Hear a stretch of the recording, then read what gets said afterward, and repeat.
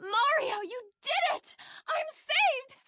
Thank you so much! Yes, Princess, you are free. Your nightmare is over. Oh, I'm so happy. Yes. How about a kiss? What?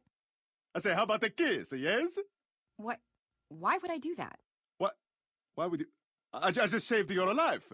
Yeah, but I don't even know you. I rescued you. Yeah, but you expect... What kind of Samaritan are you? You rescued me just so you could get with me? I'm not asking you to have sex with me. All I want is a kiss. Do you know what I went through to get here?